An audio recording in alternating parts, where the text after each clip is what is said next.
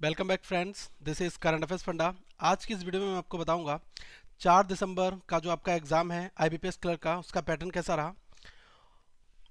आपको बताना चाहूंगा इंग्लिश के एग्जामिनेशन में 30 क्वेश्चंस पूछे गए थे, 30 मार्क्स के थे। क्वांट में 35 क्वेश्चन थे, 35 मार्क्स के। रीजनिंग में 35 क्वेश्चन, टोटल 35 मार्क्स के। टोटल आपके 100 क्वेश्चंस पूछे गए थे जो कि 100 मार्क्स के थे। और वहाँ पर जो कंपोजिट टाइम आपको दिया था वो 1 आवर का था, दैट मीन्स 60 मिनट्स। तो मैं आपको स्ट्रेटजी बताई थी ऑलरेडी कि किस तरह से आपको अपना टाइम जो है वो डिस्ट्रीब्यूट करना है। तो रीजनिंग में अगर आप बहुत अच्छे हैं तो आप यहाँ पर 25 मिनट दे सकते हैं, इंग्लिश में 15 मिनट दीजिएगा, और क्वांट में जो अपकमिंग सीरीज है उनके लिए मैं बताना चाहूँगा वो 20 मिनट दे। तो यहाँ पर आप सफल कर सकते हैं, रीजनिंग का टाइम क्वांट में कर सकते हैं, क्वांट का रीजनिंग में कर सकते हैं, लेकिन इंग्लिश के लिए एम्पल टाइम है, आप इसको यूज़ कर सकते हैं। आज के एग्जामिनेशन की अगर बात करूँ तो इन इक्वालिटी एज यूजुअल जैसा कि इस एग्जामिनेशन में आ रही है, तो वहाँ पर 5 मार्क्स की इन इक्वालिटी पूछी गई थी, और ये स्टेटमेंट वाइज क्वेश्चन थे, कोई भी कोडेड फॉर्मेशन यहाँ पर नहीं था। अगर मैं बात करूँ अल्फ़ाबेट सीरीज की, तो अल्फ़ाबेट में 2 तरह के क्वेश्चंस आपके बनते हैं, एक अल्फ़ा न्यूमेरिक सीरीज बनता है और एक अल्फ़ाबेट सीरीज के क्वेश्चंस बनते हैं। तो मैंने दोनों तरीके के क्वेश्चंस अपने यूट्यूब चैनल में सॉल्व किए हैं। अल्फा न्यूमेरिक से 5 नंबर के क्वेश्चंस पूछे गए थे, अल्फ़ाबेट से 5 नंबर के क्वेश्चंस पूछे गए थे, और साथ में आपको बताना चाहूँगा जो ये आपका सिटिंग अरेंजमेंट वाला पोर्शन है, यहाँ से 15 नंबर के क्वेश्चंस आए हैं। इन 15 नंबर में आपकी लीनियर पजल है जिसमें एक लाइन में आपको लोगों को बैठाना है, और इनके फेस किधर है, नॉर्थ के साइड में। एक क्वेश्चन आपका ये पूछा गया है कि कुछ लोगों के फेस नॉर्थ में है, कुछ लोगों के फेस साउथ में है। तो ऐसे क्वेश्चंस भी बेसिकली एग्जामिनेशन में आपके आए हैं। और अगर मैं मिसेलिनियस की बात करूं तो मिसेलिनियस में 10 मार्क्स का क्वेश्चन आपका भी पूछा गया है। फाइन, तो ये हमारा रीजनिंग का है। तो स्ट्रेटजी हमारी ये रहनी चाहिए कि जिन क्वेश्चंस के ऊपर हमारी कमांड बहुत अच्छी है, पहले हम उन क्वेश्चंस को बनाएंगे ताकि एक सेफ जोन हमारे लिए मिल सके। सेकंड, अगर मैं इंग्लिश की बात करूं तो इंग्लिश में केवल आपके 3 सेक्शन जो है क्वेश्चंस यहाँ से आ रहे हैं, रीडिंग कंप्रेंशन, क्लॉज टेस्ट और spotting the errors. Reading compression RC से आपके 10 मार्क्स के क्वेश्चन आ रहे हैं, और बेसिकली इसमें सिनोनिम्स प्लस एंटोनिम्स भी पूछे जा रहे हैं। और क्लॉज टेस्ट है, ये भी 10 मार्क्स का आ रहा है। अब आपके पास एक क्वेश्चन ये आएगा कि क्लॉज टेस्ट और जो रीडिंग कंप्रेंशन है ये स्टोरी बेस्ड है या इकोनॉमिक एडिटोरियल बेस्ड है। तो मैं आपको यही बताऊंगा, ये स्टोरी बेस्ड क्वेश्चन दोनों आ रहे हैं। रीडिंग कंप्रेंशन में क्या है, कोई कभी एक किंग की स्टोरी पूछी गई थी, तो आज की मॉर्निंग शिफ्ट में किंग और क्वीन की एक स्टोरी पूछी गई थी।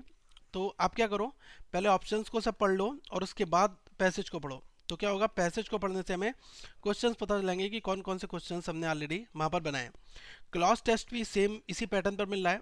तो पहले क्लॉज टेस्ट को सॉल्व करने से पहले एक बार उसकी थीम को समझ लो, क्वेश्चन क्या कहना चाह रहा है, ऊपर से लेकर एंड तक इसको फिनिश कर दो, तो आपको ये पता चलेगा कि ये स्टोरी किस प्रारूप के ऊपर आधारित है। Spotting the errors question moderate level के हैं, आसानी से बन सकते हैं, 10 मार्क्स यहाँ पर बेसिकली पूछा भी गया है। अब अगर मैं क्वांट की बात करूं तो क्वांट के सेक्शन में आपका नंबर सीरीज का जो पोर्शन है ये आ रहा है 5 नंबर का। अब आप पूछेंगे नंबर सीरीज जो है वो एज यूजुअल प्रीवियस टाइम की तरह, बिल्कुल हाँ, प्रीवियस टाइम में जो भी आपसे कल की शिफ्ट में जो पैटर्न पूछा गया था वही पैटर्न आज भी पूछा जा रहा है। नंबर सीरीज में आप सबसे पहले क्या करो, डिफरेंस ले लो। अगर आपने डिफरेंस ले लिया तो आपको बहुत कुछ चीज़ें क्लियर हो जाएंगी। कभी क्या हो रहा है, इंटू 1 प्लस 1 और इंटू 2 प्लस 2 ऐसा हो रहा है। कभी कभी क्या हो रहा है, into 0.5 plus into 1 plus into 1.5, ये सीरीज भी चल रही है। कभी 1 square plus 2 square plus 3 square, इसका डिफरेंस चल रहा है। कभी 1 क्यूब प्लस 2 का क्यूब प्लस 3 का क्यूब, इसका डिफरेंस चल रहा है। तो यही 4-5 पैटर्न जो है घूम फिर के हर एक एग्जामिनेशन में पूछे जा रहे हैं। अब अगर मैं सिंप्लीफिकेशन और अप्रोक्सीमेशन दोनों की मिलाकर बात करूं तो वहां पर 15 क्वेश्चंस आपके 15 मार्क्स के हैं। एक आसान सी DI, data interpretation table DI format में आपसे पूछी जा रही है। बाकी आपके मिसेलिनियस क्वेश्चंस हैं। मिसेलिनियस क्वेश्चन में आपका अरिथमेटिक का प्रॉब्लम सारा आ जाता है, जैसे कि टाइम एंड वर्क, आपका परसेंटेज का प्रॉब्लम, एजेस का प्रॉब्लम, एवरेज का problem, simple interest, compound interest का प्रॉब्लम, और प्रॉफिट लॉस का प्रॉब्लम्स, ये सारी बेसिकली प्रॉब्लम्स हमारी अरिथमेटिक के अंदर आती हैं।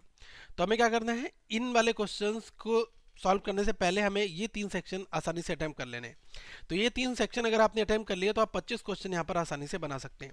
पेपर में टारगेट करके मत जाना कि मुझे 70 क्वेश्चन बनाकर आने हैं, पेपर का लेवल बहुत ईजी है, तो आप अच्छे क्वेश्चंस बनाओ, और पेपर अगर आपको टफ लगता है तो आप वहीं पर अपने अटैम्प्ट क्वेश्चन के अकॉर्डिंग सेट करो। फाइन, मेरा सजेशन आने वाली शिफ्ट के लिए यही है कि आप उस सेक्शन से स्टार्ट करना जिसमें आप बहुत अच्छे हैं। जैसे आप रीजनिंग में बहुत अच्छे हैं तो रीजनिंग से स्टार्ट करो, आप क्वांट में बहुत अच्छे हैं तो क्वांट से स्टार्ट करो, और अगर आपको इंग्लिश बहुत अच्छे से आती है तो आप पहले इंग्लिश को सॉल्व कर लो, कोई इशू नहीं है।